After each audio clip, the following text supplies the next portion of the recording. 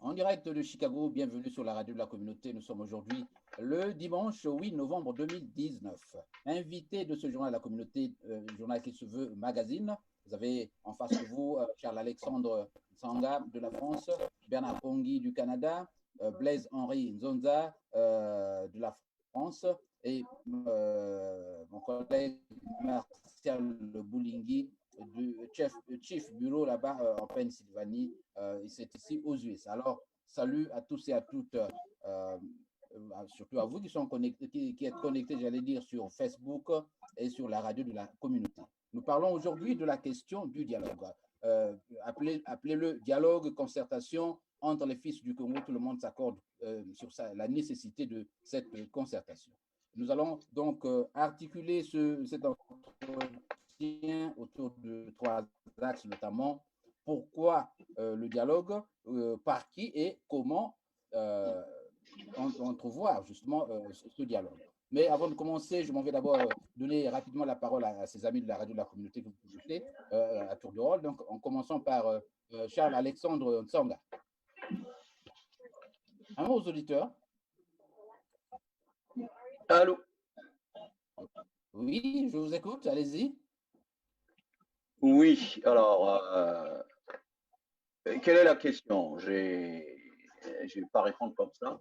Non, juste, non, c'est en guise d'introduction. Est-ce que vous avez un salut, quelque chose de particulier à évoquer bonjour à Nzonza, que je n'ai pas vu depuis un bon bout de temps. Hein. On a quand même... Bonjour, doyen. Comment vas-tu, Blaise-Henri? Oh, ça va, doyen, ça va. Ben, c'est un plaisir de te revoir, même si c'est à distance. Voilà. C'est pareil pour moi. Ok, ben, il n'y a pas de complexe. Okay, pas de souci. Alors, le suivant. Ben, qui est le suivant? Bernard Pongui. Ben, voilà. Bonjour à tous les auditeurs de la radio de la communauté. On veut simplement dire bonjour au peuple congolais et aussi à toi, Jean Louis, à tous tes invités. Merci encore de nous donner l'opportunité ce soir. Martial Boulingui Nzamba. Martial Nzamba Boulingui, c'est toujours un plaisir d'être sur la radio de la communauté, notre espace par excellence, où nous venons essayer de discuter avec la communauté, bien sûr, des problèmes qui minent notre communauté africaine en général et congolaise en particulier. Voilà, notre ami Blaise Henri Nzonza. Allô Blaise? Est-ce qu'il nous entend là? Allô Blaise, est-ce que vous nous entendez? Bonjour à tous les auditeurs de la radio de la communauté. Je voulais... Allô? On vous entend, oui, Blaise. Oui, je disais bonjour à tous les auditeurs et je voulais remercier mon frère Jean-Louis de m'avoir invité à cette émission. Et puis, j'espère que le débat sera constructif et se passera dans les bonnes conditions. Voilà, nous attendions notre ami Jacques Jarel Sika des Échos de Brazzaville, je crois, qui était invité et qui avait accepté l'offre. Je crois qu'il ne pourra pas nous rejoindre. Je vais tenter de l'appeler pendant cette émission. Alors, pour commencer, nous allons ouvrir le bal sur une espèce d'état des lieux. On parle du dialogue. Pourquoi le dialogue au Congo-Brazzaville? Alors, c'est à vous, Martial Nzamba Boulingui ou Guy Boulingui Martial, comme vous voulez. Merci. De la nécessité d'une concertation. Merci, Jean Lewis. Le Congo, depuis le dernier référendum, en passant par les élections présidentielles que nous avions connues, est dans une situation assez difficile.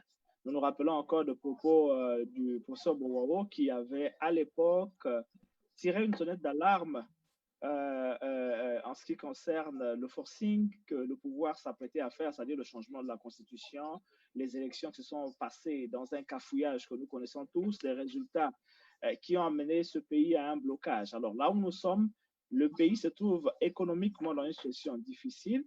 En ce qui concerne le social, il y a aussi une situation qui est assez difficile.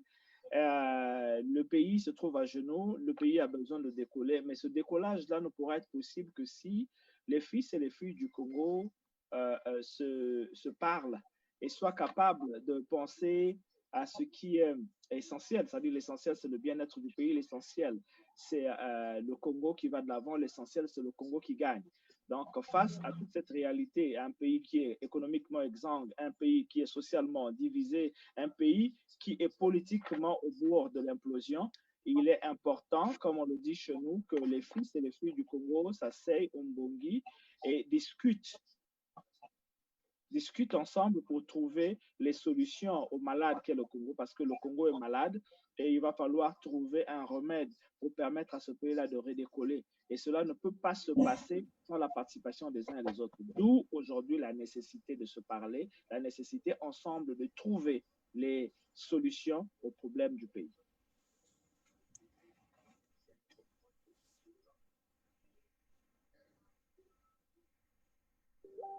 Charles Alexandre. Oui, bonjour à tout le monde et bonjour à la communauté congolaise du monde. Mon jeune frère Boulingi vient de parler de la situation difficile du Congo, mais moi je pense que c'est une situation qui a été volontairement choisie par M. Sassou. La situation du Congo a été choisie par Sassou parce qu'il a déclaré que le Congo n'avait aucun problème, le Congo n'était pas dans une situation compliquée, qu'il n'y avait pas de conflit, qu'il n'y avait rien du tout. Et bon, ben, il n'arrête pas de faire ses voyages par-ci par-là, alors que le Congo, le pays, a besoin d'argent, les salaires ne sont pas payés, les retraités ne sont pas payés, rien, il n'y a aucun contact entre lui et les opposants, les soi-disant opposants. Alors, le dialogue, il va dialoguer avec qui? Avec les Congolais simplement ou la communauté internationale? Bon, si il y a communauté internationale, mieux vaut également que on parlait tout à l'heure, j'ai lu quelque part sur Facebook, de la participation de l'ONU. Mais l'ONU, qui c'est le représentant guinéen qui se trouve à Brazzaville, qui est en train de faire son business à Brazzaville, je trouve qu'il ne représente vraiment pas l'ONU ou qu'il n'est pas digne de représenter l'ONU. Mais le dialogue ne peut pas se tenir avec des gens comme ça. Charles, nous abordons cet aspect dans la deuxième partie, dialogue avec qui et par qui. D'accord, ok. Pour le moment, nous allons, voilà, donc, Blaise, est-ce que vous pouvez, il n'est pas stable apparemment. Blaise, est-ce que vous m'entendez? Est-ce que vous pouvez nous dire un mot sur l'état des lieux, justement sur la nécessité du dialogue? Pourquoi dialoguer? Je pense que notre pays a une grande histoire de dialogue. Hein. Depuis la nuit des temps, c'est-à-dire depuis les années 60, notre pays a connu beaucoup de crises. Et ces crises ont toujours été résolues par le dialogue. Depuis la fin de l'élection présidentielle de 2016, notre pays est en crise. Avec tout ce qui s'est passé, les résultats contestés, certains leaders de l'opposition se trouvent actuellement en prison. Je pense qu'il était temps que les Congolais se retrouvent autour d'une table pour essayer de décrisper la situation politique de notre pays et pour trouver des solutions aux différents maux qui minent le Congo-Brazzaville. Parce qu'aujourd'hui, le premier frère qui est intervenu l'a dit, même sur le plan économique, il y a beaucoup de choses qui ne marchent pas. Donc aujourd'hui, je pense qu'il était temps, effectivement, qu'on s'asseye pour qu'on puisse trouver carrément des remèdes à ce malade qu'est le Congo. Voilà, Bernard Pongui, je suis Charles Alexandre dire, c'est une situation volontairement créée par Sassou, ça devrait vous faire plaisir, ça, hein? C'est ça. je perçois là votre leitmotiv habituel. Merci, Jean Louis. Vous m'entendez? Oui, absolument. Oui. Bon, il faut savoir une chose. Hein, j'ai entendu beaucoup de frères, Boulingui, Charles Alexandre Tsanga et le frère Zonza parler de cette affaire du dialogue. Mais ce que le peuple congolais doit savoir, c'est cette culture de dialogue à la manière Sassou qui lui donne tous les avantages nécessaires. Sassou, depuis 1997, est revenu au pouvoir. Il en a organisé des séries et des séries de dialogues qui n'ont absolument rien abouti. Sinon, favoriser cet homme, maintenir cet homme au pouvoir. Et nous le disons encore. Nous, ici, en Amérique du Nord, hein, la grande partie de l'équipe que nous dirigeons par le système baie vitrée, nous disons non à tout dialogue qui consiste à accompagner Sassou. Le dialogue, là encore, il faut voir avec quels gens sont-ils vraiment sincères de dialoguer réellement. Ils sont sincères de dialoguer normalement, il va falloir d'abord qu'ils préparent les conditions, même de sécurité, mais ce qu'ils ne sont pas prêts à faire. Donc nous, on le dit, allez-y, le dialogue avec Sassou, c'est encore accompagner ce monsieur et son parti politique que nous connaissons ici, le PCT, dans cette manipulation, et simplement continuer à accroître la misère du peuple congolais.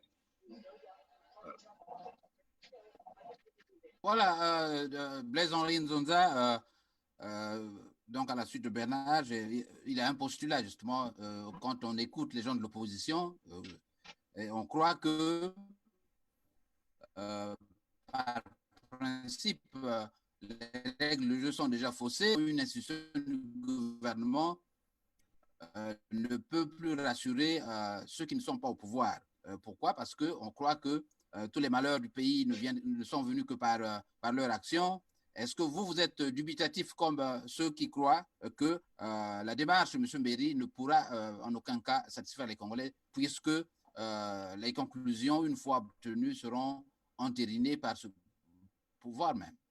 Qu'en dites-vous? Non, moi, je ne suis pas du même, non, je suis pas du même avis que le frère Pongi. D'abord, dialoguer déjà, c'est une bonne chose, par principe. Dialoguer, c'est une bonne chose. Le dialogue initié par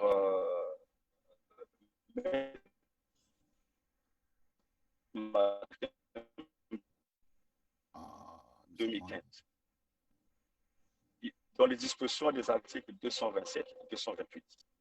Donc là, il y a eu une volonté d'institutionnaliser le dialogue dans notre pays. Maintenant, aujourd'hui, avec les pourparlers qui sont en train de commencer, on ne peut pas en avance condamner ce dialogue, puisqu'il ne s'est pas encore venu. On ne peut pas en avance dire que rien de bon ne sortira de ce dialogue-là. Je rappelle à mon frère Pongi que le dialogue dévot de 2014, organisé par le même système que nous décrions, a permis la mise en place du bulletin unique. Et ce bulletin unique a fait ses œuvres lors des dernières élections législatives de 2017. Donc, même si le parti au pouvoir sera majoritaire à ce dialogue, forcément, il en sortira quelque chose. Et aujourd'hui, avec l'implication de la communauté internationale, vous avez vu le représentant de donner à Brazzaville, je pense que ce que le Congolais devrait faire, c'est d'aller à ce dialogue et au cours de ce dialogue, poser des problèmes réels qui pourront trouver solution. M. Pongi nous dit que le dialogue, on va s'appeler, la culture du dialogue n'a pas été initiée par Sassou dans notre pays. En 1992, quand il y a eu le débat sur l'article 75 de la Constitution, il y a eu le dialogue politique au pays qui a permis la mise en place de la Polo-Cela avec l'attribution de 60% à l'opposition, 40% à la mouvance présidentielle. En 1992,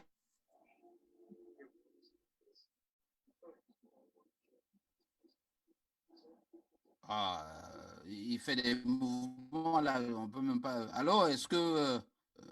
Alors, Blaise, je sens que l'image est plus ou moins nette. Alors, Marcel Boulingui, je vais rapidement répondre à M. Nzonza ici.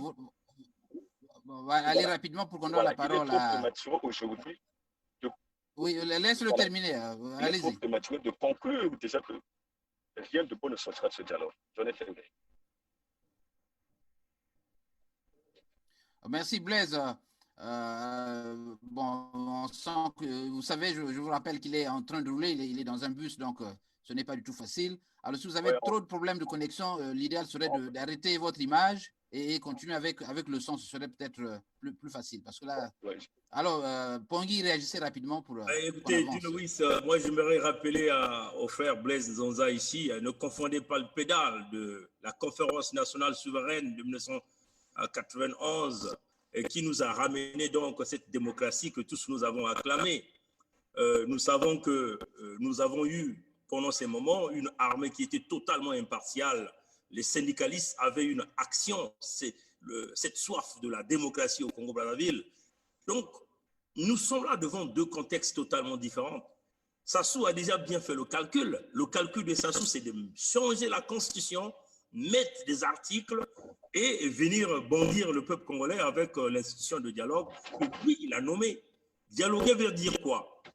Dialoguer veut dire qu'il y a deux parties qui choisissent un médiateur en commun accord. Vous voyez? Et ces deux parties choisissent le lieu du dialogue. Ces deux parties choisissent éventuellement les gens qui vont participer à ce dialogue. Dans le contexte actuel, vous voyez que tout est en faveur de Sassou. Il change la constitution, toujours dans ses calculs.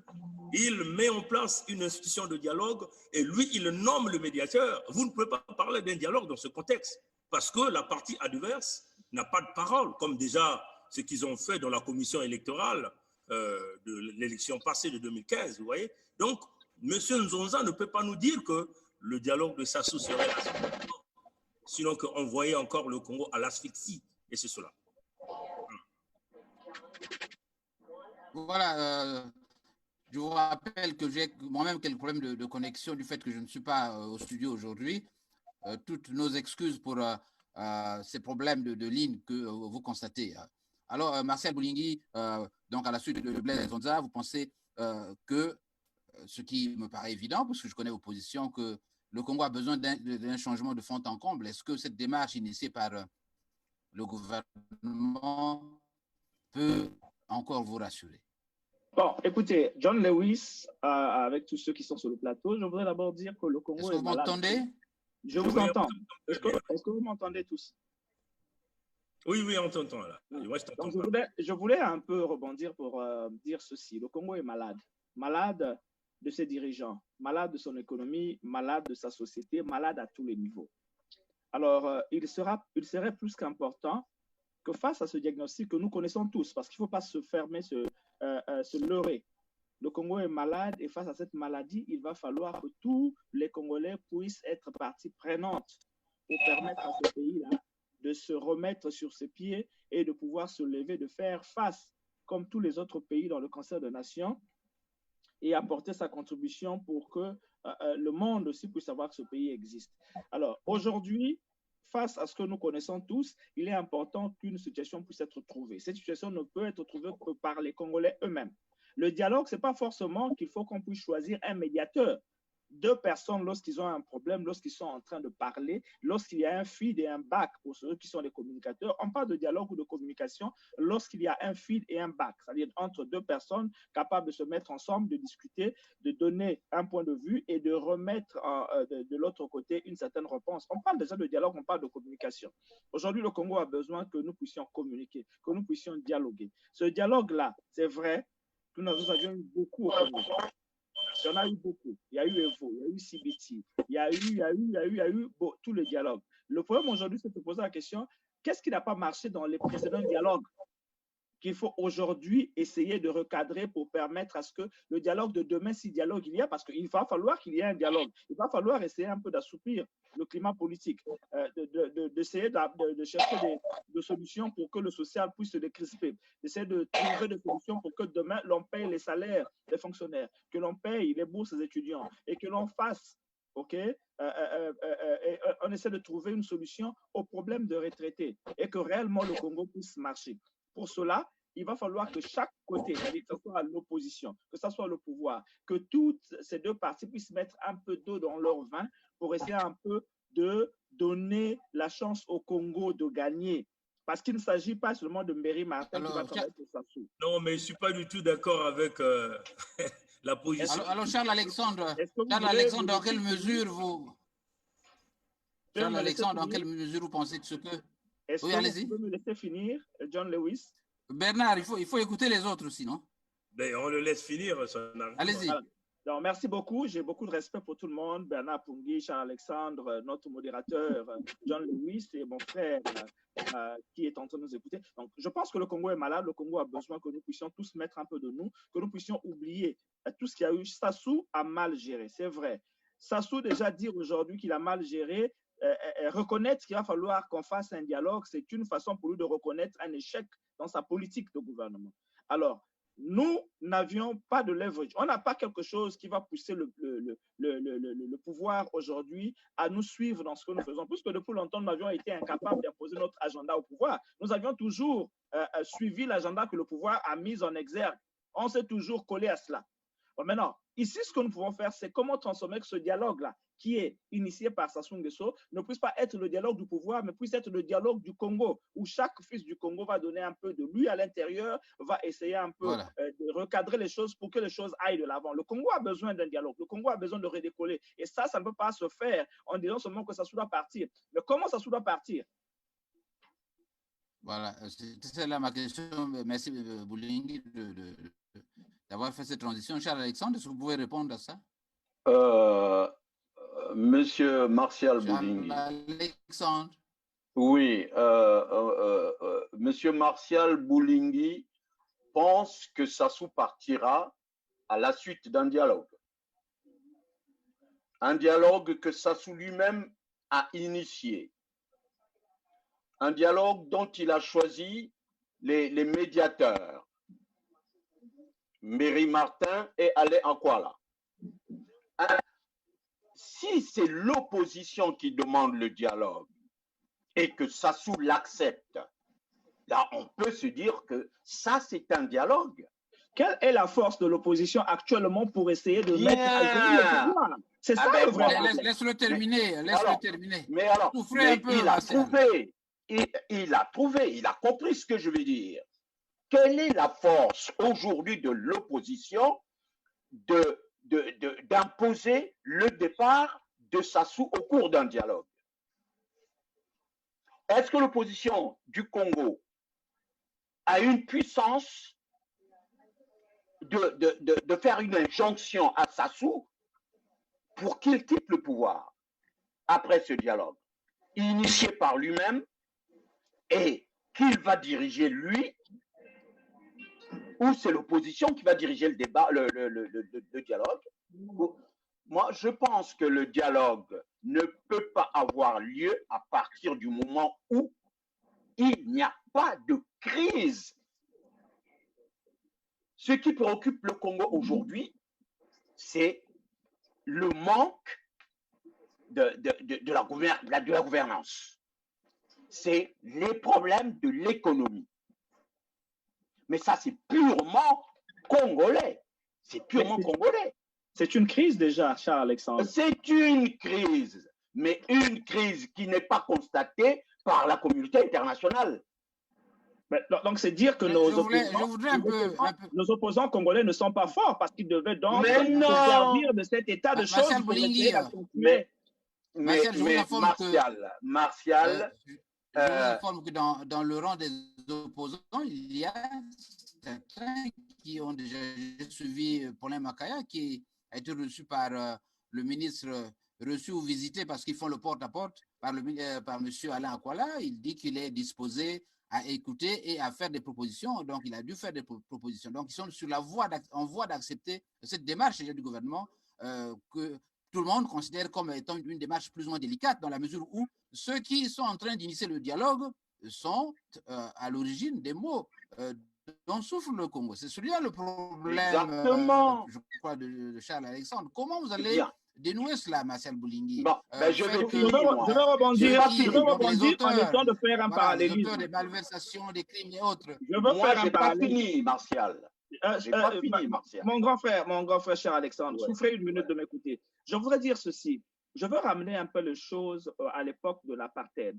Lorsqu'en Afrique du Sud, il y avait un gouvernement blanc qui dirigeait le pays, qui avait le contrôle de toutes les choses, mais il y avait quand même une situation de blocage parce que tous les pays du monde étaient là en train de condamner le système. Et l'Afrique du Sud, avec Mandela en prison, mais qui n'avait pas trop de force. Mais la force dont il avait, c'était le peuple. La force qu'il avait, c'était les relations à l'extérieur.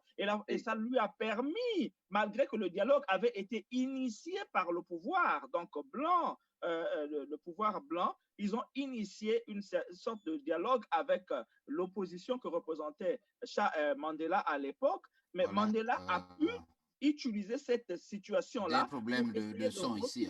Retourner la situation et faire de telle sorte que le pays arrive à une sorte de démocratisation, qu'on arrive à des élections multipartites qui avaient été remportées, qui est depuis la remportée par l'ANC. Mais pourquoi est-ce que nous aussi, nous ne faisons pas ce même modèle-là, Mandela en prison, qui n'avait pas de pouvoir? Voilà, donne la parole à Bernard Pongui, qui attend.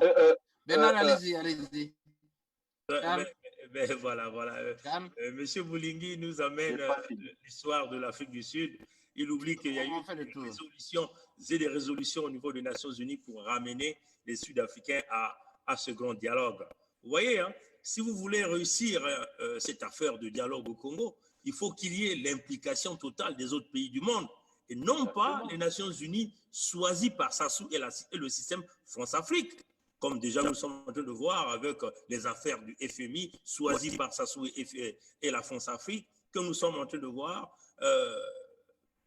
le représentant des Nations Unies en Afrique qui fait des va-et-vient entre Brazzaville pour aménager le clan Sassou. Nous avons dit que si vous voulez réussir une sorte de dialogue au Congo, il faut qu'il y ait une résolution des Nations Unies qui va commencer par ramener les forces d'interposition. Parce qu'au Congo, il y a un groupe qui est hyper armé, qui est la Gestapo, qui est la milice privée de Sassou. Donc, vous voyez que c'est cette milice qui fait des répressions. Il faut qu'il y ait une force impartiale qui arrive.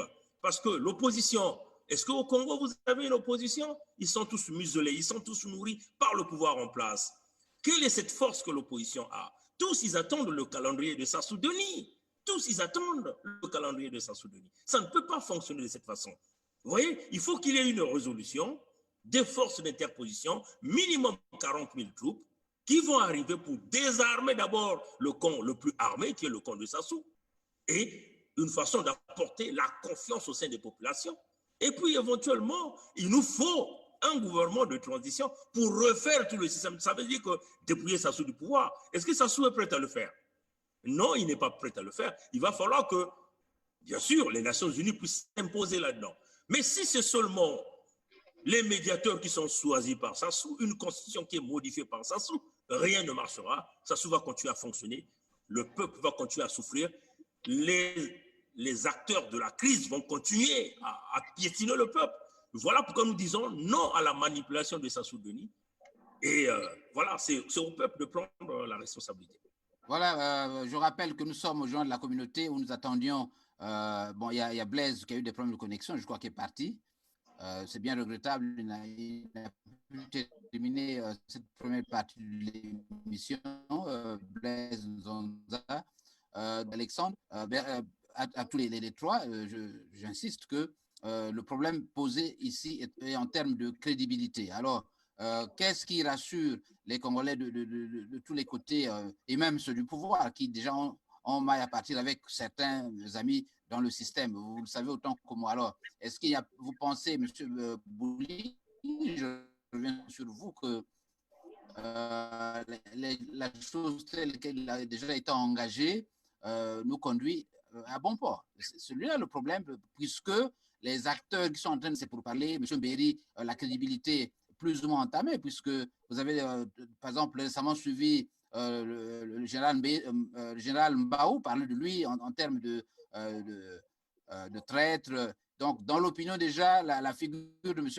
Mbéry a tout gaspillé dès le départ. Alors, qu'est-ce qui peut rassurer les interlocuteurs quand on sait qu'il n'y a pas un moyen terme au milieu, quelqu'un qui peserait sur la balance, comme vient de le montrer Bernard Pongui? Est-ce que les conditions même de ce dialogue du point de vue sécuritaire ne sont pas garanties? Qu'est-ce qui vous amène justement à croire qu'effectivement, en laissant cette équipe donc, gouvernementale continuer à diriger la chose, nous aboutirons à des résultats escomptés? Martial Boulingi. Moi, j'ai peur d'une chose. J'ai peur que le pays puisse continuer à s'enliser. Parce qu'il y a des gens qui, à l'allure où vont les choses, qui vont prendre plaisir à, comment dirais-je, à une sorte de situation du pourrissement. Étant donné que Sassou ne veut pas faire le dialogue tel que nous voulons, ou tel que nous le voulons, ou nous le souhaitons, on va donc le laisser faire ces choses, on ne va pas participer au dialogue. Mais vous n'allez pas participer au dialogue. Mais Sassou va avoir ses dialogueurs, il va avoir ces gens qui vont aller faire le dialogue avec lui.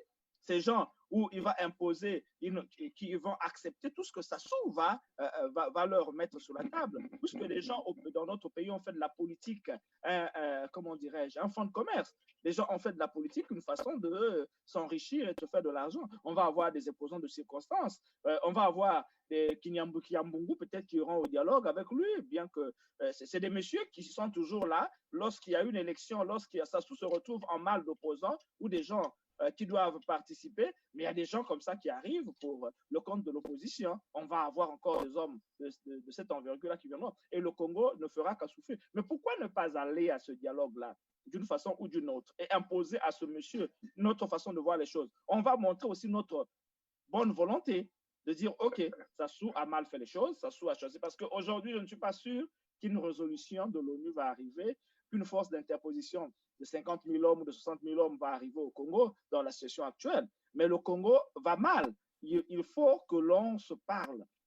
Non, non, Jean Lewis.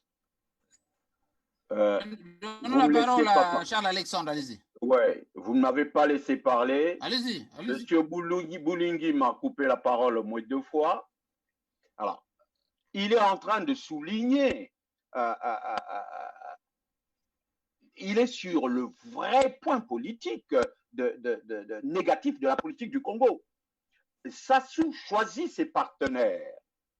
Mais est-ce que quand on choisit les partenaires, vous appelez ça dialogue? Sassou consulte individuellement tous ces partenaires qui veulent bien participer à ce dialogue. Il consulte Paulin Makaya individuellement. Il consulte les gens de l'UMP, c'est déjà un sous-ensemble du PCT. Il consulte, et je viens d'apprendre que Mboulou est en train de reconnaître le carton rouge comme parti, un parti congolais ou encore un sous-ensemble du PCT. Bon, il y a des petits partis qui sont en train de se créer par-ci par-là, spécialement pour participer à ce dialogue. Voilà. Bon, bah oui, mais tu as totalement raison. Il y a une opposition qui est en train de s'inventer. Une opposition se met en place, mais ce n'est pas une véritable opposition. Quand il y a une opposition, on ne peut pas les consulter individuellement, on les consulte tous ensemble. Mais si on consulte individuellement, c'est qu'il y a des petites négociations en cours dans les coulisses. Mais ça, ce n'est pas un dialogue, on ne va pas vers un dialogue. Et M. Boulingi a souligné tout à l'heure que Mandela et son opposition, ses amis de l'opposition, avaient été aidés par l'extérieur. Ça, nous en sommes tous conscients. Mais quelle est la force internationale de l'opposition congolaise? Aucune. Est-ce que l'opposition congolaise est soutenue par des organismes internationaux? Non. L'opposition congolaise se complaise elle est en train de vivre les choses telles qu'elles sont aujourd'hui. Elle est obligée d'accepter. Elle ne peut pas dire non. Pourquoi? Parce que tout le monde vit du système. Bon. Voilà. Les gens vont tout faire. Vous voyez, tout à l'heure, mon frère Nzonza. Charles, j'ai une question. Pardon? Charles, le frère Nzonza. Quand vous dites cette opposition vue du système, vous pensez que elle... Est-ce qu'il m'entend là? Non, oui, je t'entends, oui. Voilà, parce qu'il y a un peu d'image et de son. Voilà, je disais, quand vous dites cette opposition vue du système, vous pensez qu'elle est complice ou qu'elle est obligée d'accepter les choses comme telles parce qu'elle est dans des conditions non, elle n'est pas complice. Certains sont Je voudrais avoir une complices. précision là-dessus. Certains sont complices. Mais parmi les opposants de Brazzaville, du Congo, ceux qui sont sur le terrain, il y en a qui sont intègres, mais ils sont obligés de suivre la marche de Sassou parce qu'ils sont muselés, parce qu'ils sont dans une situation d'insécurité pas possible. Nombreux sont dans l'obligation d'aller au dialogue. Qui va refuser d'aller au dialogue? Clément Mirassa, c'est impossible. Et pourtant, c'est un monsieur très intègre. Qui? Mathias Nzon, il ne va pas refuser. Je ne vois pas. L'opposition en question, c'est qui? C'est Tati Mabiala? Il a été nommé chef des opposants. Kolela? Non, c'est le fils à papa. Alors, c'est qui l'opposant ici à Brazzaville? Il n'y a aucun opposant. Ils iront tous au dialogue, mais dirigés par la bande à Sassou, Alain Akwala et Mberi Martin. Mais aujourd'hui, la question... Aujourd'hui, la question, Charles-Alexandre. Alors, Bernard, que faut-il faire? Une réaction peut-être, relativement à ce que Alexandre veut le dire. Sur l'opposition sur place, Bernard Pongui. Tout d'abord, je veux commencer par dire que quand le frère Boulingui parle, le Congo est malade, le Congo est en crise, le Congo est dans une situation économique, c'est qu'il doit savoir qui a créé cette situation. Ben voilà, c'est ce que j'ai dit au début. Donc ça, c'est d'ailleurs... Mais écoutez, Bernard, je veux juste introduire quelque chose. Il faut écouter les autres, Martial. Bernard, non, il faut écouter les autres, Martial Boulingui. La maison est en train de brûler, Bernard. Est-ce qu'on va arriver le Congo brûle parce qu'il y a un homme qui a voulu brûler le Congo. C'est que vous devez étudier Sassou Nguesso. Il faut comprendre Sassou Nguesso. Nous avons passé plus de 6 ans en train d'étudier toutes les lectures de ce monsieur. Nous avons passé à lire tout ce que ce monsieur a écrit. Il a compris le Congo, asphyxier le Congolais pour contrôler le Congo. C'est comme ça qu'il a toujours opéré. La situation de crise économique, c'est Sassou qui l'a créé. La bande à Sassou a mis le pays en difficulté économique pour vous tenir au plutôt. Toutefois qu'il vole l'argent, il pille l'économie du Congo et toujours il vous ramène vers un dialogue pour essayer d'aller le dédouaner. Il faut comprendre Sassou. Donc vous voyez que si vous allez dans ce contexte du dialogue, par l'homme qui, dans ses calculs maléfiques, il a ces opérations qu'il a créées, il asphyxie le Congolais. Vous le voyez hein, déjà même avec les éboulements qui se passent au Congo, les inondations. Ces gens-là ne proposent doyen. Et vous le voyez encore, par exemple, avec les 48 mesures du FMI, ils sont incapables de respecter ces mesures. Vous voyez que le problème, c'est eux, c'est Sassou, c'est ceux qui sont au pouvoir, c'est le PCT. Donc, ne venez pas nous dire que le dialogue créé par, réalisé, qui va être manipulé par l'homme qui est le problème du Congo serait la solution. Non, ça ne serait pas la solution. Ces hommes-là vont continuer à maintenir le pays dans une autre. Mais quant à l'opposition du Congo, nous l'avons toujours dit, nous l'avons clamé haut et fort. L'opposition du Congo, les opposants du Congo perçoivent leur per diem. Vous ne voyez pas que ces gens-là ne sont jamais des fonctionnaires de l'État? Ces gens-là ne sont jamais des chefs d'entrepreneurs. Ils vivent de quoi? Ils ne vivent de quoi? Comment ils font pour se nourrir? Et c'est ce que vous devez vous poser la question. Ces gens-là ne sont pas en fonction. Comment ils font pour vivre? Comment ils font pour se soigner? C'est avec l'argent du contribuable congolais. Voilà pourquoi Sassou maîtrise tous ces gens-là. Voilà pourquoi nous demandons aux jeunes Congolais de prendre le leadership, d'oublier cette racaille politique. C'est le moment d'être un peu plus radical avec ces opposants de farce et de prendre les initiatives. Si vous comptez sur les opposants congolais, ils vont vous endormir comme déjà ils l'ont fait en 2015, avant le référendum, même lors de ce grand meeting qui s'est déroulé au boulevard Alfred Raoul. Donc, on le dit, l'opposition du Congo ne sera jamais la solution. Cette opposition sera là pour protéger le pouvoir de Sassou. On a vu Mirassa chez Ntiba, à l'enterrement du papa de Ntiba. Ça vous montre quoi? Les relations de famille, les relations d'amitié qui ne pourront jamais être brisées parce que ces gens sont connectés avec le pouvoir par les per diem, les subventions qu'on accorde, ainsi de suite. Donc on le dit, le dialogue avec Sassou serait un passe-temps. Ça sera endormi le Congolais. Et nous demandons les jeunes du Congo à prendre la responsabilité. Et peut-être que ça sera là une ouverture et une solution. Voilà. Bernard Pongui. John Lewis. Oui, on t'écoute. Voilà, je voulais juste rebondir un moment pour dire ceci. Nous sommes des Bantous, Bernard Pongui. Vous êtes Bantous comme je le suis.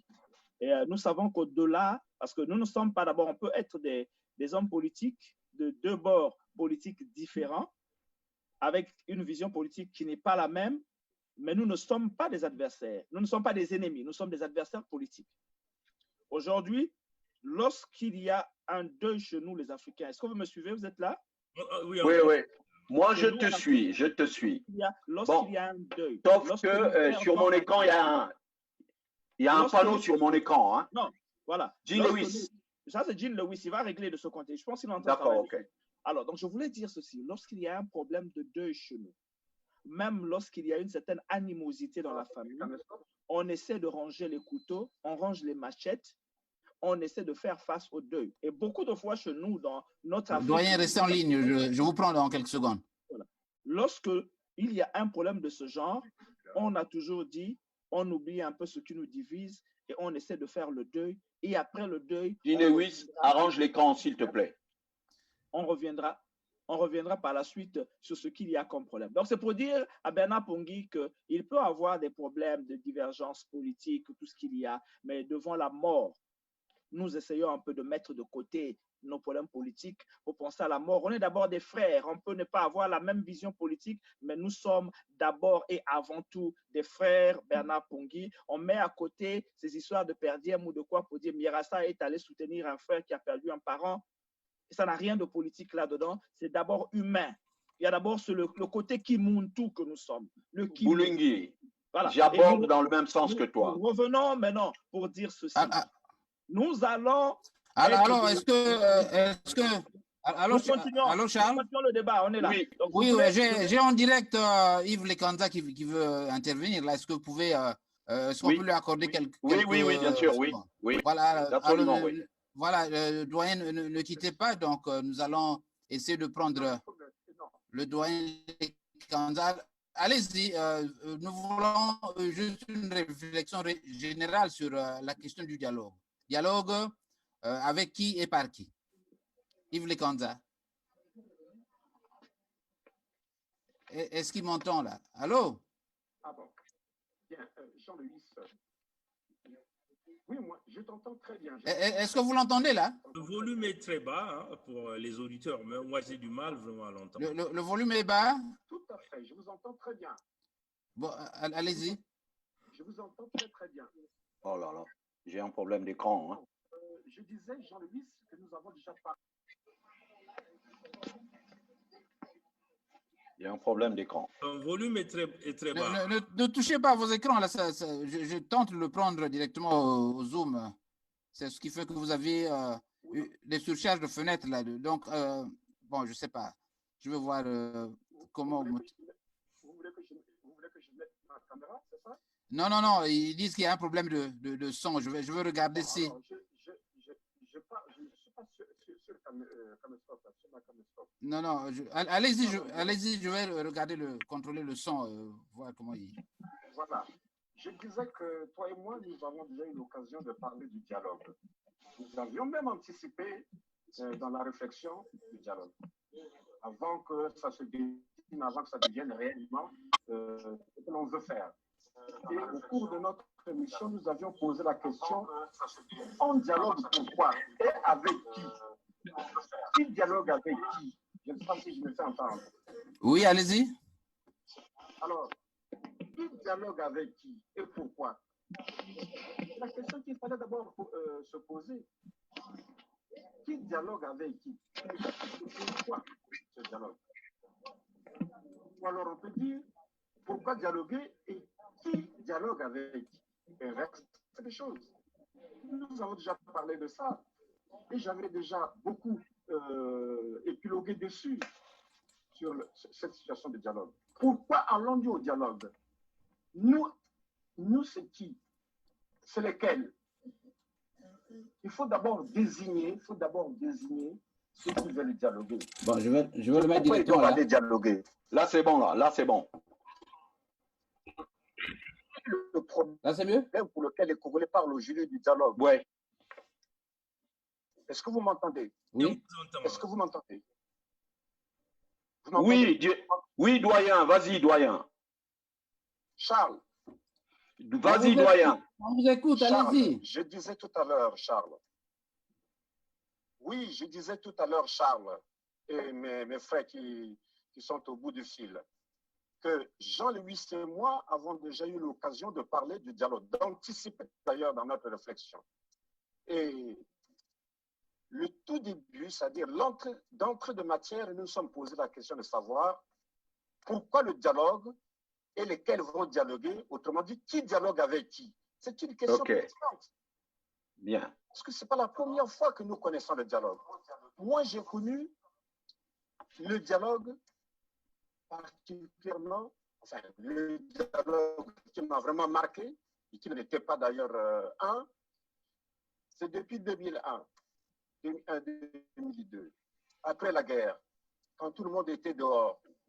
On a demandé qu'il y ait un dialogue. Et c'était le moment fort où l'on parlait de dialogue. On avait espéré un vrai dialogue. Et qu'est-ce qu'il y a eu? Il y a eu un monologue. Exactement. Je ne sais pas si vous me suivez. Oui, tout à fait, oui. Vous me suivez? On vous suit, oui. On vous suit, doyen. Bien. Depuis donc ce dialogue d'après-guerre, qui a fait déplacer beaucoup de Congolais de la diaspora, tous ceux qui avaient quitté le pays après la guerre, etc., etc., on se retrouve à Brazzaville. Et qu'est-ce qu'il y a eu comme dialogue? Qui a dialogué avec qui? Ben, voilà. Les enfants, ça était chez lui. Celui contre qui il avait mené la guerre était Alexis, M. Lissouba. Et des gens se sont retrouvés entre eux. Hein, c'est le centralisme démocratique du PCT. Et ils sont arrivés, ou bien on est venus pour écouter les résultats de leur monologue. Et c'était terminé. On a eu les perdièmes, comme d'habitude, et puis c'était fini. Lissouba est resté à l'étranger. Sassou était chez lui. Il est allé remettre les conclusions que lui il avait dictées. Et puis les gens ont estimé qu'ils ont dialogué. Et après, qu'est-ce qu'il y a eu? Parce qu'il y a eu quelques personnes tolérées par le pouvoir qui étaient rentrées, mais ceux qui n'étaient pas tolérés, donc leur problème n'était pas réglé au niveau de fameux dialogue, qui sont restés à l'extérieur jusqu'à aujourd'hui. Et le président Pascal Lissouba, quand il a mené la guerre, n'a jamais parlé avec qui que ce soit. Alors, est-ce que c'est ça le dialogue? Est-ce que ce truc-là, ce que vous appelez dialogue, c'est cela que vous voulez après que le pays soit en... Pas après qu'il soit en confiture, mais qu'il vive une plaie de confiture. Non, moi je crois qu'on a fait toutes les bêtises et il doit y avoir une dernière bêtise où les gens doivent se dire on a vraiment trop fait. Il faut qu'on remette le pays sur les rails. Exactement. On va continuer dans des mascarades, dans des lacs, etc., tirer en longueur et les populations payent. Qui dialogue avec qui? Il faut repartir en arrière. Il faut repartir depuis la guerre de 97. Est-ce que c'est ça ce qui fera venir du soir pour dire, bon, écoutez, c'est depuis 97 que le pays ne va pas, on va vraiment se retrouver, on est des humains, on laissera le pays, on va mettre de l'eau dans nos égaux, on va se retrouver et puis on va passer en revue tout ce qui n'a pas marché dans le pays et on va en finir. Est-ce que c'est cela? Absolument. Absolument. Moi, je ne crois pas. Bon, mais doyen Lekanza, est-ce que vous m'entendez? Je vous entends. Bon, il y a quelques réactions ici avec d'autres qui frisent à la limite la provocation. Vous allez répondre, hein, qui pourra, vous allez répondre. Bon, il y a... non, ça s'adresse à tout le monde. Alain Akwala, voilà, je me suis retrouvé à la veillée et à l'inhumation de la mère du général Mokoko. Quelle déduction peut-on en faire? Qui veut bien répondre à M. Alain Akwala? C'est une question. Bon, Ginewis, je peux prendre la parole? Oui, Charles Alexandre, allez-y. Alexandre. Oui. Vous m'entendez? Alexandre, allez-y. Oui, on t'entend. On vous entend, oui. Oui, alors, John Lewis. Ginewis. Oui.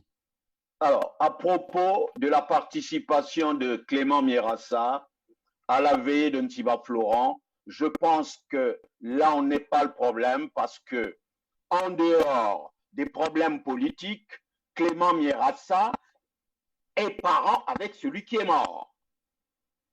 C'est leur chef coutumier. Quand le chef coutumier meurt, que vous ayez des problèmes, des conflits politiques, on les met de côté, on range les couteaux, comme a dit mon jeune frère Boulingi, on participe à la veillée, on enterre la personne qui est morte. La participation de Mierassa à la veillée de Ntiba Florent, je pense qu'il faut qu'on écarte ce sujet-là. Non, il s'agit, Alexandre. Oui. Alexandre. Oui. Il s'agit d'Alain Akwala, j'ai dit Alain Akwala. Alain Akwala, qui bien, Alain Akwala, je peux répondre, Alain Akwala. Il a eu raison de participer à la veillée mortuaire de la mère, de la maman du général. C'est tout à fait normal. Quelqu'un qui est mort n'est en conflit avec personne. Mais le conflit, voilà, oui, il y a un conflit politique. Quelle déduction peut-on en faire? Quelle déduction peut-on en faire? Est-ce que ça peut non, il n'y a aucune déduction. Ok, Charles, vas-y.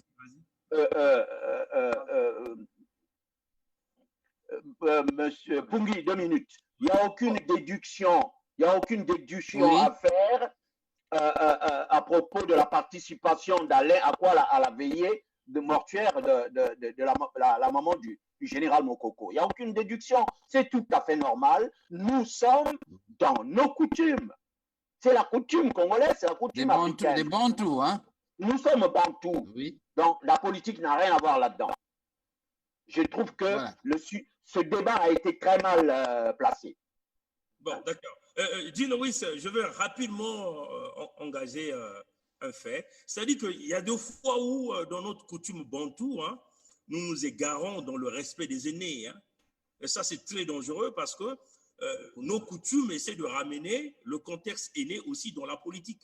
Et ce que nous sommes en train de regarder dans les affaires du Congo, où on nous dit il faut respecter les aînés, ces mêmes aînés qui ont brisé le Congo, qui ont détruit le Congo, ces mêmes aînés qui continuent à prendre la jeunesse congolaise en otage, en les manipulant, en brisant leur système éducatif, leur système de santé, ainsi de suite. Donc, il y a des moments où il va falloir que nous sortions de nos coutumes, dire les choses comme ça y est. Hein. Mais du point de vue respect des morts, nous voyons même dans le quartier, il y a des voisins qui viennent assister, des gens qui ne font pas partie de la famille. Absolument. En fin de compte, nous voulions simplement expliquer qu'en dehors de la politique, il y a de l'amitié qui est là. Hein? Il y a de l'amitié. Il y a la famille. Exactement. Vous voyez, donc, les relations de famille, là, ça se continue, hein, même dans la politique, ça se poursuit, même dans la politique. Ce qui fait qu'on se retrouve dans les affaires parfois des conflits d'intérêts, des grands conflits d'intérêts. Et au Congo, notre pays, c'est une culture, hein, ce conflit d'intérêts dans la politique. On ramène la famille, on ramène l'ethnie, ainsi de suite. Et ça, il faut briser ça dans le nouveau Congo que nous sommes en train de projeter pour essayer de faire avancer le pays. C'est celle-là, la leçon que Alain Akwala a voulu faire passer. Bon, alors, le doyen, est-ce qu'on peut écouter une réaction de... Oui, allez-y. Bon, moi, j'ai pris le débat, je peux dire, au milieu. Je n'ai pas compris qu'est-ce qui mélange les affaires d'obsèques d'assisté. Bon, espèce de coq à l'âne, mais bon, il fallait bien en parler. Le problème de dialogue que nous envisageons. Alors, puisqu'il s'agit de répondre à la question d'Alain Akwala, je ne voudrais pas confondre la situation qui s'est passée entre Ntiba et Mierassa et la question que se pose M. Akwala. Moi, je ne la comprends pas. M. Akwala n'est pas Makwa, M. n'est pas dans les mêmes coutumes que les Makwaïens, M. Akwala n'est pas un parent de Mokoko, M. Akwala n'est même pas, je suis certain, un ami de Mokoko, peut-être pas un partisan. Bon, il est allé parce qu'il a ses raisons que moi, je ne voudrais pas évoquer dans le domaine politique. Je ne sais pas si cela peut faire partie de la manipulation des opinions, du point de vue. Moi, je ne sais pas trop. Je ne peux pas juger ça. Mais par contre, Je peux répondre, enfin, je peux donner un point de vue en ce qui concerne la participation de Mirassa dans les obsèques de père de Florent Tsiba. Le père de Florent Tsiba est un patriarche. Dans la contrée de l'Ekana, il y a des chefs. Il y a 4 ou 2 ou 3 branches de chefs. Le père de Florent Tsiba fait partie de ces chefs qui maintiennent le bien vivre dans la contrée de l'Ekana. Donc, les Florent Tsiba, les Mirassa sont des héritiers. Et il y a donc dans la contrée de l'Ekana des rituels, n'est-ce pas? Des rituels qui rassemblent les dignitaires de la contrée lorsqu'il y a de mort. On fait fi, n'est-ce pas? On fait fi des problèmes. De la politique. De la politique, surtout de la politique. Là, ils sont obligés de se faire violence pour se retrouver et célébrer ce patriarche qui voyage. Le voyage, c'est qui voyage, qui s'en va. Oui. Absolument. Après quoi, chacun se retrouve dans son coin, dans sa famille et tout. Et là, de toutes les façons, nous ne sommes pas dans un conflit social. Nous sommes dans un conflit politique. Et lorsque la société s'impose à vous, vous êtes obligé de respecter les règles de la contrée, les règles de la société, qui sont très loin de les règles que notre politique au plan du Congo nous impose.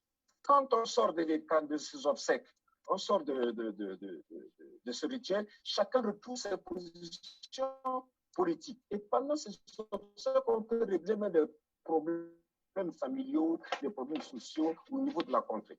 En tout cas, moi, j'ai particulièrement conseillé, j'ai demandé à M. Mirassa, je lui ai donné mon point de vue qu'il fallait qu'il aille à cette rencontre des ressortissants de l'Ekana, surtout des notaires de l'Ekana, des héritiers des notaires de l'Ekana. Il ne fallait pas qu'il soit absent.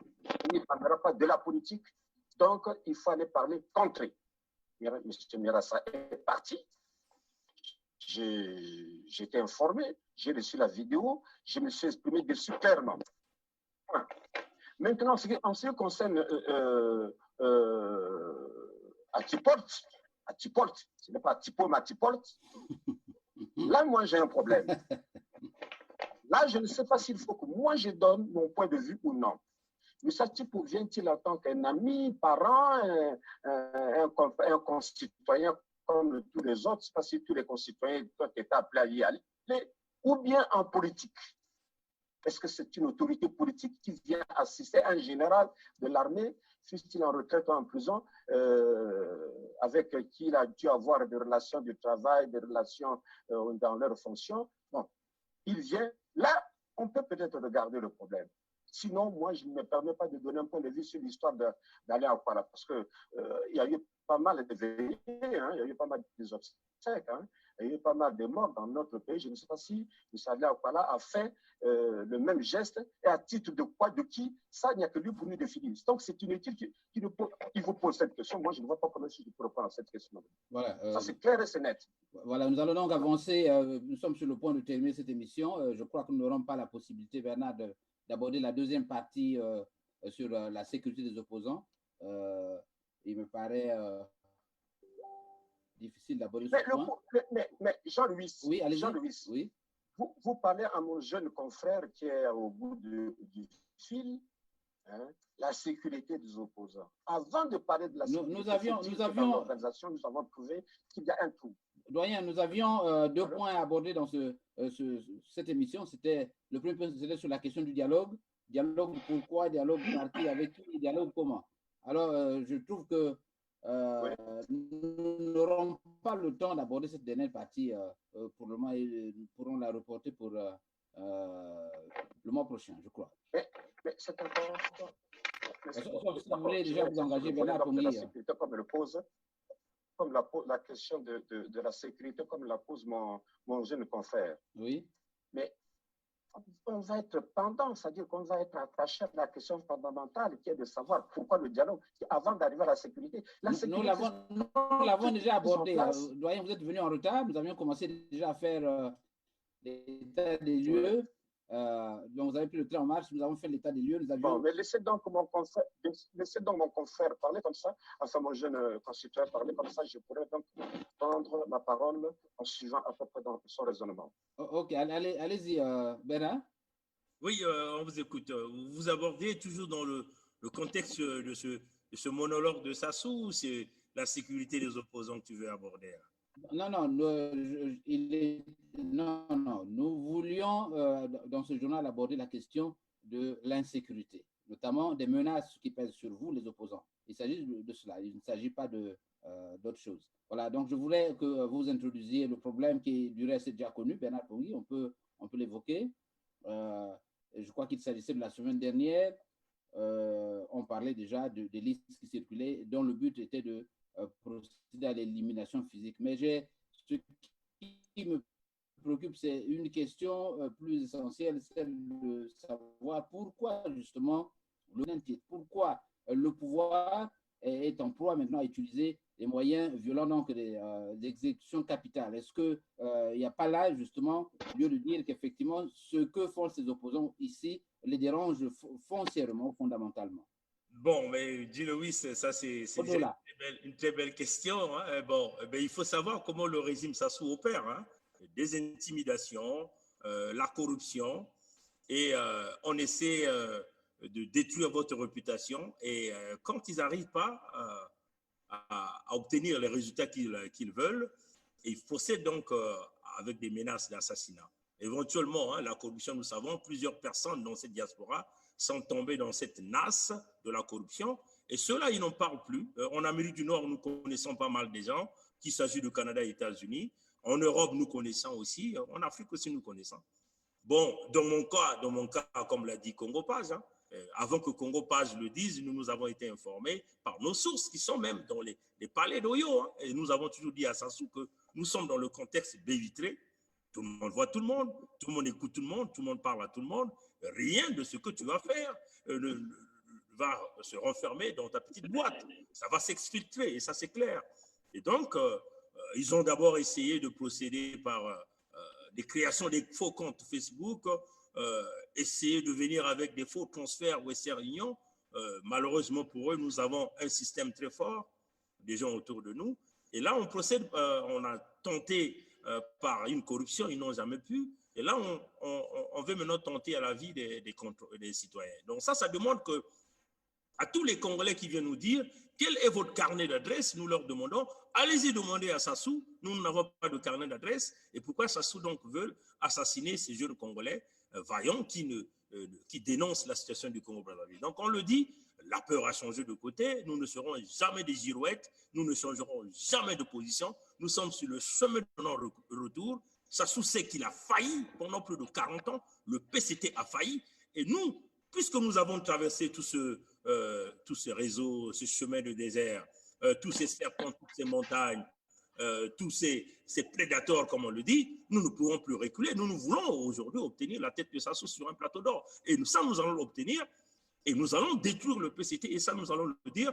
Et les menaces, ça ne nous fera jamais peur parce que nous avons toujours dit que nous nous sommes élevés à l'étape de l'esprit. Pour combattre Sassou, il va falloir que vous vous élevez à l'étape de l'esprit. Tant que vous restez sous la chair, il va continuer à vous manipuler, il va continuer à vous corrompre. On le dit, la sécurité des opposants, encore, nous avons vu l'agression du président Karanda à l'ambassade du Congo à Paris, qui est devenue une plateforme tournante de toutes les équipes de Sassou qui viennent au niveau de la place de Paris, et on essaie de dispatcher au niveau de toutes les diasporas. Éventuellement, Agada, qui est l'ambassadeur de Sassou à Paris, et même les services secrets français, qui sont complices dans cette affaire. Et moi, nous ne comprenons pas comment des gens qui sont très proches de la garde républicaine, ceux-là qu'on reconnaît qu'ils ont commis des crimes dans le département du Poul ou au Congo, rentrent facilement en France.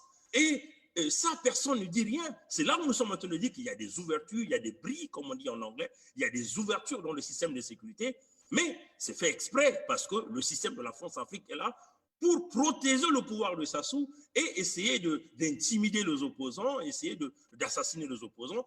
L'exemple du général Mbao est encore un qui a manqué de se faire assassiner. Donc, le président Roland Ntou qui a été agressé une fois au niveau de la place de Paris. Donc, on le dit, la sécurité des opposants, c'est une affaire aussi des pays de réception, les pays dans lesquels nous sommes, et nous demandons aux Congolais aussi de mettre une certaine prudence dans leur leur façon de faire les choses. Donc, on le dit, si Sassou aujourd'hui arrive à nous menacer, c'est qu'il connaît la grandeur du travail, c'est qu'il reconnaît que nous sommes des titans aussi dans cette lutte, et on le dit que le plus fort arrivera à mettre la main sur les uns, et on va voir ce que ça va donner. Voilà. Oui, Charles Alexandre. Oui, Jean Lewis, je voulais parler des menaces. Alors, les menaces, pourquoi Sassou menace? Sassou menace parce que il a perdu la guerre des médias. Parce que sur le terrain, tout le monde se tait. Personne ne peut parler. Il n'y a que dans la diaspora où les gens se permettent de dire ce qu'on pense. Alors, pour cela, il faut procéder par des menaces, par des intimidations. Moi qui vous parle, j'ai perdu il y a 3 mois quand j'ai eu un problème avec Guy Mafimba, quand j'ai balancé l'histoire de Guy Mafimba et de Ngombe. 2 jours après, ma bagnole a été brûlée. Bon, bien avant, j'en suis à ma 3e voiture brûlée, juste pour essayer de me faire taire. Mais l'intimidation, c'est le propre de Sassou. Il a intimidé ceux qui sont sur le terrain, qui ne disent plus rien, ils sont muselés. Mais il faut qu'il procède par intimider ou par menacer ceux qui sont à l'extérieur, pour essayer de les faire taire. Mais heureusement pour nous et malheureusement pour Sassou, nous sommes dans des pays démocratiques où on a le droit de dire quelque chose. On n'est pas au Congo. Il ne peut pas nous museler. Bon, en tout cas, pas un monsieur comme moi. Parce que moi, je ne me laisse pas prendre à n'importe quel petit piège. Ce n'est pas possible. C'est tout ce que j'avais à dire. Il a perdu le pouvoir des médias. Bon, je crois que le doyen Yves est toujours là. Alors, Yves? Oui, je suis Voilà, on parle de la traque des opposants au-delà des frontières musulmanes, des opposants. Ça s'est vu déjà au Rwanda, où Kagame a fait la même chose. Alors, qu'est-ce que cela vous inspire au-delà de cette traque? Que vise le pouvoir à terme? Non, bon, disons, Lewis. Un peu plus fort, doyen, un peu plus fort, là. Moi, je pense que nous vivons une situation catastrophique dans notre pays et nous devons être sérieux. Moi, je ne peux pas prendre la parole pour ce sujet, d'autant plus que je n'ai pas des éléments à m'apporter. Par contre, on aurait pu parler des faits concrets vécus, tels que l'attaque ou les attaques portées à l'endroit du général Mbao. Par exemple, ça c'est à la portée de tout le monde, ça se connaît par tout le monde. Les services ici connaissent la situation, les services juridiques connaissent la situation. On peut tenter d'examiner ce genre de situation au lieu de s'étendre sur des choses que moi, par exemple, on me dit qu'il y a une liste qui circule dans les mails des services de Sassou et qu'il y a des gens qui ont été envoyés sur la place de Paris. Moi, je veux être sérieux. Donc, je m'abstiens de prendre la parole sur cette question parce que je veux généralement être pointu. Et pour être pointu, il faut avoir donné, il faut avoir des éléments précis. Le cas, par exemple, du général Mbao, on peut en parler. Le cas de Nitou également, oui. Lévy, on peut en parler. Le cas de Karanda à l'ambassade, on peut en parler. Le cas tout dernièrement, avant tout, de Gombe, bastonné à l'ambassade, on peut en parler. Bon, maintenant, de ce qu'il est des mercenaires, etc., ça, chacun, on devrait se réserver tout en prenant des précautions individuelles, parce qu'effectivement, il ne faut pas se faire surprendre. Mais pour en faire un élément de débat, moi, je pense qu'il faut avoir des éléments. Bon, mais étant donné que je ne dispose pas, voilà. Donc, j'écoute les autres. Moi, ils ne parlent pas en l'air, ils doivent parler avec beaucoup d'éléments à l'appui. Donc, je préfère les entendre sur ce volet. Voilà, doyen, je vous rappelle que sur ce sujet, ceux qui nous rapportent l'information croient avoir des sources sûres, notamment des sources proches de ces milieux de la présidence de la République, notamment les gens comme les Pongui, hein, qui ont dit ouvertement qu'ils avaient que ces informations étaient obtenues de sources sûres, donc des sources qui ne pourront pas dévoiler naturellement sur ce plateau. Alors, nous allons... Jean Louis, il faut aussi dire qu'il y a le blog Congo Page qui a fait oui. un article là-dessus. Hein. Voilà. Prochainement, il faut informer de prendre acte depuis 2030, mais il va falloir que chacun sache. Ok, il n'y a pas de problème. Mais prendre la parole sur les antennes plutôt sur ton émission, je ne suis pas un sachant dans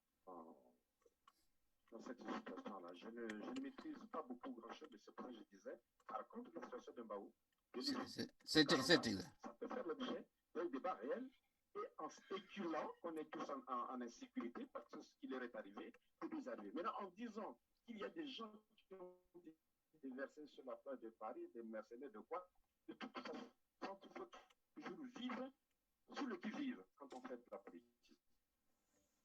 Donc, je ne veux pas tomber dans la manipulation. Qui manipule qui? Alors, c'est pour ça que je m'abstiens avec le respect que j'ai pour les autres qui ont des éléments et qui ne peuvent pas les verser. Ça, c'est une bonne chose. Moi, je me réserve le droit je m'abstiens en quelque sorte de donner un point de vue dessus ou d'analyser ce dont je n'ai pas voilà. sur la main. Je les écoute. Merci, doyen. Nous allons refermer ce journal avec quelques réactions. Quelques synthèses. Bernard Pongui, c'est à vous. Bon, moi, ce que j'aimerais simplement dire au peuple congolais,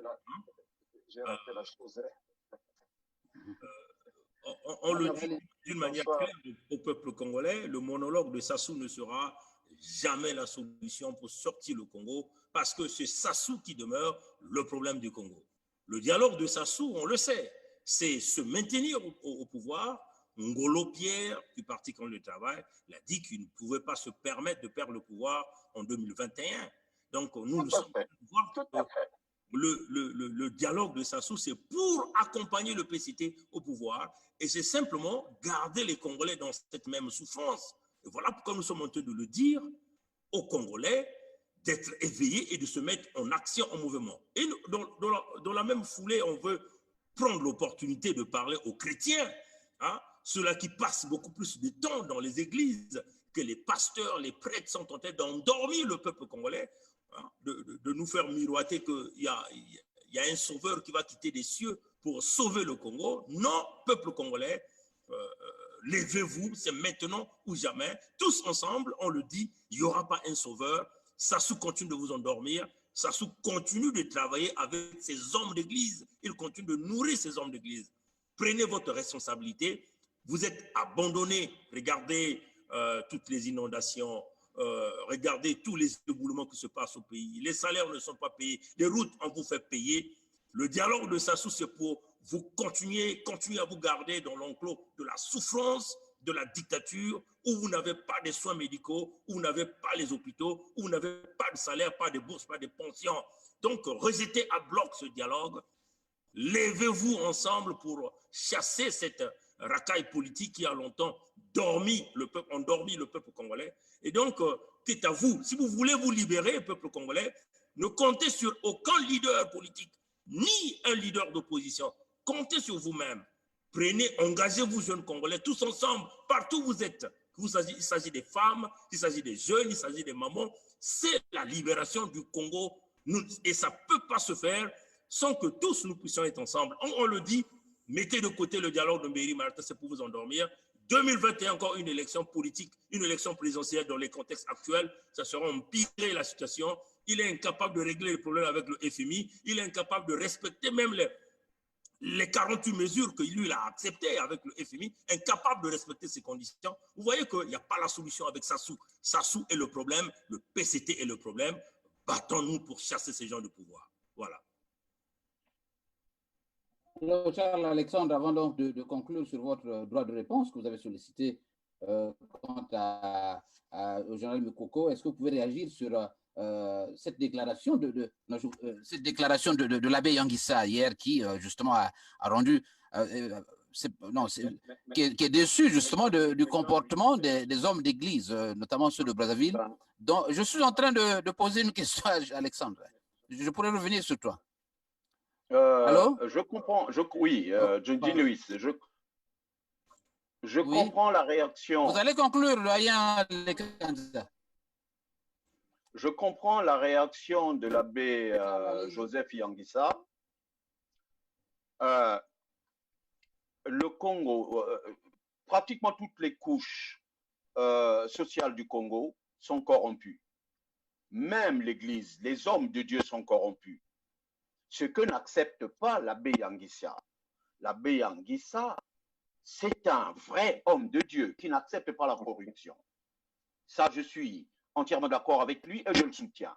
Mais à propos du dialogue, pour revenir sur le dialogue, si Sassou veut dialoguer avec les Congolais, il va falloir qu'il fasse au moins déjà un geste politique, celui de libérer le général Mokoko et Okombi Salissa. Quels sont donc les préalables à ce dialogue? Si l'opposition n'a posé aucune condition à ce dialogue, je pense qu'il faille d'abord libérer les prisonniers politiques avant d'entamer un dialogue. Il faut un geste politique de la part de Sassou. Bien. Alors, pour conclure un peu sur Pierre, comment tu l'appelles? Pierre comment déjà? Pierre Milika Mimanga du MCCD qui est passé l'autre jour, voilà, qui fait des déclarations sur Mokoko. Oui, j'ai eu une réaction un peu active sur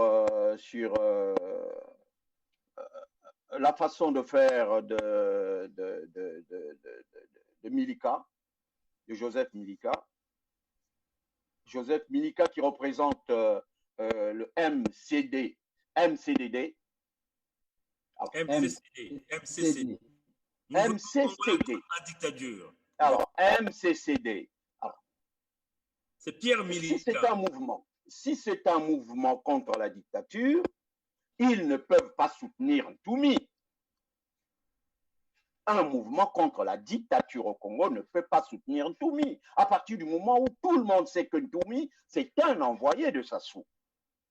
Si vous soutenez Ntoumi et que vous refusez de participer au dialogue, mais c'est une ambiguïté totale. Milika ou le MCCD dit qu'ils soutiennent Ntoumi, mais qu'ils ne veulent pas participer au dialogue. Vous trouvez ça clair, cette situation? Bruno Mouele est un frère. Je n'ai pas pour l'habitude de faire de la langue de bois une arme politique, mais Bruno Mouele a passé une bonne partie de son temps à m'envoyer des publications de son parti par ma boîte mail. Il avait ma boîte mail et il m'envoyait des publications du MCDD. MCC. Alors, oui, c'est pareil. Alors, aujourd'hui, que son adjoint ou son secrétaire général viennent dire que le général Mokoko ne mérite pas d'être libéré, ou que c'est n'importe quoi. Moi, je ne vois personne aujourd'hui au Congo qui puisse aujourd'hui mettre de l'ordre à la place du général Mokoko. Nous devons le soutenir. S'il y a un dialogue, qu'on commence par libérer le général Mokoko et qu'on arrête de soutenir les Ntoumi. Quand on est contre la dictature, on ne soutient pas Ntoumi. Ntoumi n'est pas une fille vierge qu'on épouse à coup de millions. Ntoumi a tué tout le monde dans le pays. Mais quand on soutient Ntoumi, c'est qu'on soutient Sassou. Et donc, on va au dialogue. Et je parie, ça, je finis là-dessus, je parie que le parti du frère Bruno Mouele sera reconnu bientôt par Mboulou pour que ce petit parti participe au dialogue. Voilà pourquoi les gens changent brutalement de langage. Moi, je pensais franchement que Bruno Mouele, c'était un garçon. C'est mon frère, je peux l'appeler garçon, c'est mon frère. Si Ntoumi avait brûlé l'Alekumu, il le soutiendrait aujourd'hui? Il soutient Ntoumi parce que Ntoumi a brûlé le poule. Mais qu'est-ce que Bruno Mouele a contre le poule? Non, ça c'est pas sérieux, c'est pas faire de la politique, c'est de la politique du ventre. Merci. Non, mais Charles-Alexandre, peut-être que ce ne sont pas les propos de Bruno Mouele lui-même. Il faut peut-être que Jean Lewis puisse l'inviter pour l'écouter. Et nous aussi, exactement. Peut-être que c'est une erreur Vous l'avez déjà écouté, non? de ce parti, Mais le président Bernard, certainement peut donner son point de vue. Bernard, vous l'avez écouté l'autre jour, il était clair, il a précisé, répété que ses positions étaient celles de leur parti. Bon, Alors, je comprends, Alexandre, que Bruno Mouelé est votre frère, votre ami, mais nous sommes là dans un autre domaine, Alexandre. Non? Je suis d'accord. Alors, on va donner la possibilité au... Le président Bruno Mouelé. Voilà. Le président Mouelé est au courant de cette déclaration. Il a visionné cette vidéo plusieurs fois et ce que Milika aura déclaré ne vient que de leur parti. Alors, doyen, est-ce qu'on peut conclure là? Je vous donne 2 minutes pour conclure. Non,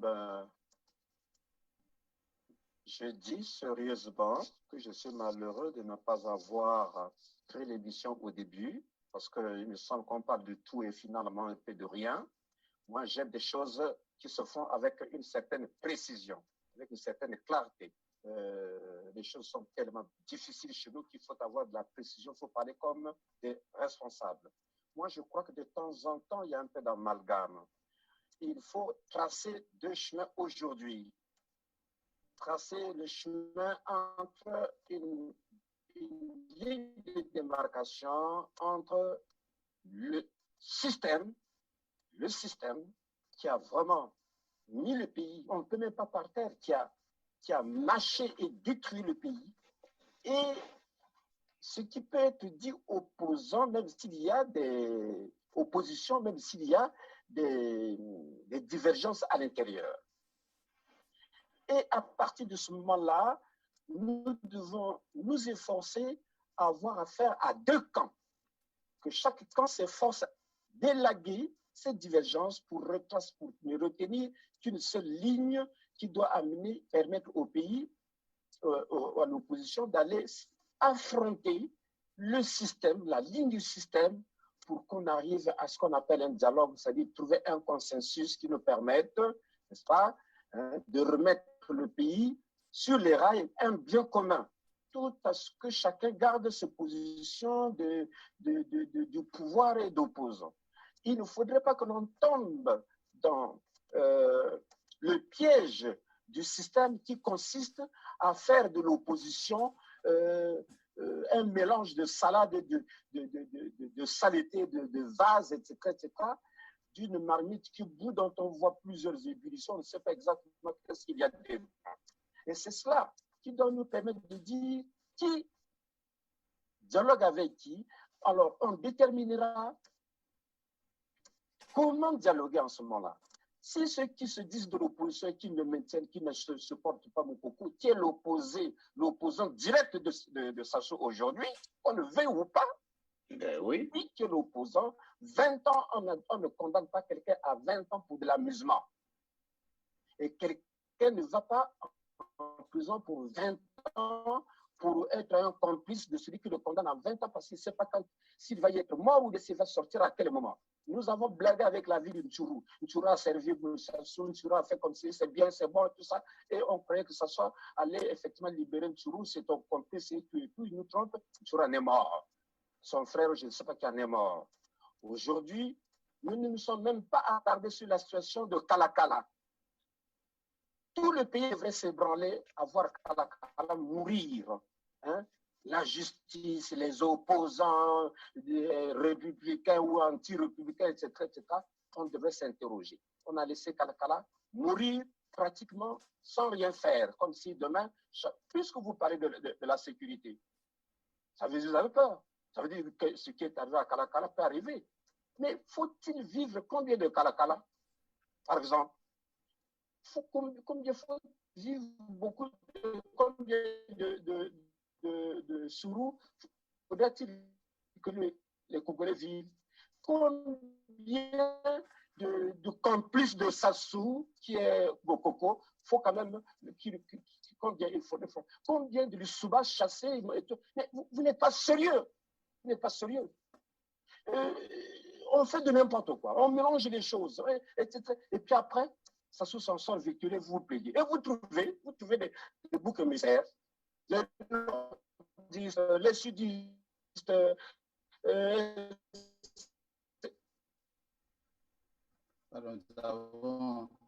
vous n'êtes pas sérieux. chacun de nous a quelque chose à défendre, quelque chose de fond de lui qui ne peut pas livrer. Excusez-moi, nous avons parmi nous des gens qui ont perdu des enfants, qui ont perdu des cousins, qui ont perdu du neveu, du nord au sud. Quand on parle de ce qu'on a bombardé le poule et que tout le monde se dit comme ça, moi j'ai perdu un enfant, même s'il ne voit pas tout le poule, c'était mon enfant. C'est quand même mon enfant. Vous n'allez pas compatir avec moi parce qu'il n'y avait qu'un seul enfant du Nord appartenant à quelqu'un qui se dit opposant. Alors on n'y pense pas. Non, nous sommes dans une situation catastrophique, inédite, du jamais vu et d'inimaginable. Et nous ne pouvons pas continuer à nous chiffonner, n'est-ce pas, les positions, aller de gauche à droite. Qui dialogue avec qui? Voilà, il faut deux camps qui dialoguent. Même les gens qui se disent qu'ils sont comment ils appellent, du milieu, là, comment ils appellent, les partis du centre. Ça, pour moi, c'est de l'escroquerie. Dans une situation où le Congo est en ruine aujourd'hui, il ne peut pas avoir des gens du centre. On doit prendre une position. On est d'accord pour nous tombe, on n'est pas d'accord. C'est tout. Voilà. Notre démarche devait être celle-là. Tous ceux qui prennent, voilà. C'est pour ça que moi, je tire ma conclusion. Nous ne sommes pas sérieux et ça souvent encore manipuler qui que ce soit. Et on va toujours continuer à geindre, à se plaindre, à perdre du temps. Écoutez-moi. Absolument. Voilà, pour poser une question. Voilà, doyen, on va arrêter l'émission le temps que... Oui, je vais arrêter mon point de vue. C'est sérieux. Nous parlons du poule. Moi, je suis né au poule. Je suis un homme du poule. J'ai vécu au poule. Après, dans le système de Sassou, s'il est composé d'un certain nombre de ministres de chez Sassou, des environnements de Sassou, du Nord, combien il y en a du poule? La deuxième force du système de Sassou, c'est pas le poule. Exactement. Avec 4 ministres environ, le président du Sénat, de quoi tout ça. Est-ce que ces gens se sont déjà retrouvés entre eux pour tirer les conclusions de ce qui arrive dans le chef et aller voir leur chef pour dire, Monsieur le Président, vraiment, nous ne pouvons plus supporter ce qu'on nous reproche. Nous vous suggérons des solutions. Auquel cas, en bloc, nous démissionnons. Vous les avez vus? Non, bravo. Vous ne les avez pas vus. Parce qu'après, ce n'est pas Kolela qui est allé, et ça va être X, Y, etc. Donc, bravo. Essayons d'affûter nos ménages. Essayons d'affûter nos ménages pour que l'on trouve une opposition qui plaise à tous ceux qui luttent contre ce système-là. Et pour dire à ce système, nous ne voulons plus de ça. Votre dialogue-là, tel que vous le présentez, voici notre contre-proposition. Et on assiste à la réaction du système. Et face à la réaction du système, on oppose encore une autre réaction qui nous amène à un consensus où les Congolais doivent se retrouver pour élaguer systématiquement. Le Congo ne va pas être quand même tout le temps un champ de ruines, un champ de bataille, un champ de confrontation des égos, un champ de confrontation des gens qui estiment qu'ils ne doivent pas vivre avec, il suffit de regret. Non. Et pour ça, il faut que l'on soit sérieux. Voilà ma conclusion. Bravo. Voilà. Merci, doyen. Nous avons des impératifs d'enregistrement, alors je ne voulais pas vous laisser parler dans le vide. Voilà. Voilà, l'enregistrement est presque terminé. Non. Merci, doyen Yves. C'est le doyen Yves Lekanda Abongui de la France. Voilà, vous êtes à Amiens, voilà, je crois. Et un autre qui est à Nanterre, monsieur Charles-Alexandre Ntsanga, qui est un brave militant que vous connaissez, donc vous le voyez en image aujourd'hui. Voilà. Et Bernard Pongui, donc merci d'avoir été mes invités à ce journal de la communauté. Nous avons perdu Nzonza très tôt dans ce débat. Il n'a fait qu'un tour de table, malheureusement. Bon, nous aurons l'occasion peut-être de l'inviter quand il sera un peu plus stable. Bon, Jean Jarel Sika n'est pas venu pour des raisons que j'ignore. Boulingi nous a quittés un peu plus tôt pour des raisons professionnelles. Alors donc, je vous garantis que le mois prochain, nous aurons une autre tribune ici, peut-être dans le cadre de ce dialogue ou peut-être quelque chose de plus proche pour essayer de revoir, de revisiter les aspects que nous aurions effleurés pendant ce débat. Merci encore une fois de plus et à la semaine prochaine pour les amis du journal de la communauté. Salut. Salut. Au revoir.